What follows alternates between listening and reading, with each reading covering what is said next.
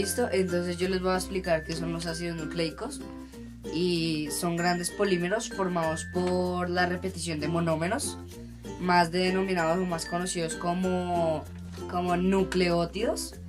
Y los nucleótidos son enlaces de fosfodiéster. ¿Qué es el fosfodiéster? El fosfodiéster es un átomo de fósforo y dos de éster. Bueno, también les voy a explicar dos tipos de ácidos nucleicos, que está el ácido desoxirribonucleico, más conocido como ADN, y el ácido ribonucleico, más conocido como ARN. En el ADN, pues guarda el material genético, esa es como su función principal. Su estructura está compuesta por una doble cadena de de nucleótidos, digámoslo así. En su ubicación se encuentra en la mitocondria, en el cloroplasto y en los cromosomas. Pues eso es donde se evidencia más. ¿Qué es los cloroplastos? Por si se preguntan, es el proceso de fotosíntesis en las plantas. Pues ya como sabemos que el ADN está en todos los seres vivos. El cromosoma es lo que contiene el ADN, básicamente. En su composición química se encuentra lo que es la pentosa, que contiene, pues está compuesta por desoxirribosa, y las bases nitrogenadas adenina, timina, guanina y citosina. El ADN experimenta un proceso de réplica y ahí pues salen las dos cadenas. Ahora vamos a explicar el ácido ribonucleico como ARN, que se ubica en los cromosomas, en el nucleolo. Para expandir algunos conocimientos que dije anteriormente, la pentosa es una glucosa, es decir, azúcar, y ahora el nucleolo es una estructura supramacromolecular. Es una transcripción del ARN ribosomal. Les voy a explicar los 5 tipos de enzimas. La primera es la enzima polimerasa y es la enzima capaz de transcribir ácidos nucleicos. Ahora voy a explicar lo que son las enzimas. Las enzimas son moléculas de naturaleza proteica que catalizan reacciones químicas. Recordemos que catalizar es el proceso de aceleramiento.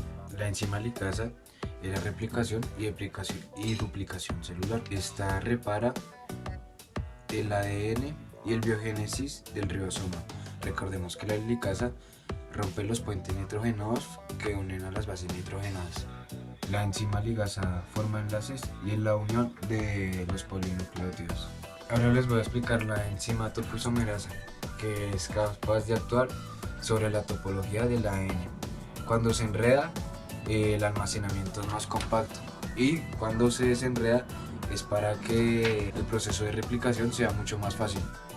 Ahora la primasa, esta sintetiza pequeños fragmentos de ARN sobre la cadena de ADN. Para ampliar más el tema y para que sepamos cómo lo que es centrómero y filamento, entonces pues me va a tomar el tiempo de explicarles como con un pequeño esquema. Entonces pues tenemos la secuencia de ADN. ¿Sí? Ese es el centrómero. Lo voy a hacer con otro color.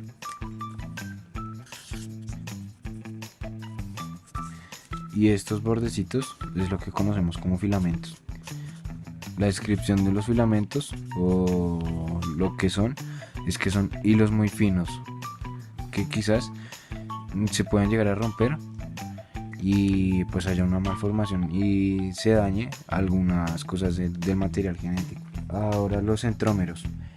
Los centrómeros son la región más estrecha de los cromosomas, y tenemos que saber que los cromosomas es todo lo que está contenido en el ADN. ¿Listo? Bueno, ahora les voy a exponer la importancia de la ciencia, y es la única forma que una célula tiene para almacenar la información en sus propios procesos y transmitirla a su descendencia. Les voy a explicar unos 3 métodos: el mecanismo de Darwin, la teoría de Wallace de la evolución y la teoría de Mendel de la genética. ¿Listo? Y también la importancia de las enfermedades, y es que gracias a tratamientos celulares y procesos que intervienen en la información genética es que podemos descartar en el momento oportuno para entender la enfermedad. Podemos entender que con todo lo que hemos aprendido de la genética del ADN y del ARN, es que si hay errores en la cadena, hay enfermedades genéticas. ¿Listo? Uno que leí es que el cáncer es causado por un daño en el ADN o la interferencia con los mecanismos para su replicación o reparación. Voy a explicar el mecanismo de Darwin. Bien, ahora les voy a explicar lo de la importancia en la ciencia, y es el mecanismo de Darwin, ¿ok? Y es el mecanismo de Darwin. Y como bien sabemos, Charles Darwin fue un gran biólogo y químico. Entonces él propuso la selección natural, que dice que es un fenómeno de la evolución y que se define como la reproducción diferencial de los genotipos de una población biológica. Bien, la teoría evolutiva de Wallace trata de que en sus expediciones, que fue por Sudamérica, más exactamente en el Amazonas, capturó 1252 especímenes y notó una diferencia, que así parecieran los grupos iguales, él notó que había una diferencia, como lo son las aves y las mariposas, ¿sí? La teoría de Wallace va compacta con la teoría de Charles Darwin. ¿Por qué? Porque ellos afirman hay cambios continuos en las especies, ¿ok? Entonces esa es la conclusión de Darwin y de Wallace. Bien, ahora yo les voy a hablar sobre la teoría genética de Mendel o las leyes mendelianas, ¿listo? Entonces, las leyes mendelianas son el conjunto de reglas básicas sobre la transmisión por herencia genética de las características de los organismos de padres a hijos. Bueno, para añadir información al tema, el ADN tiene vulnerabilidades en su estructura, como son los cambios tautoméricos. Son aquellos que tienen alteraciones espontáneas en las bases de los nucleótidos. Sin embargo, al producirse un tautómero en la replicación del ADN, pueden producirse apareamientos entre bases erróneas. Por ejemplo, la adenina se aparea con la citosina en vez de la timina. Esto provoca un apareamiento erróneo, lo cual hace que haya una mutación.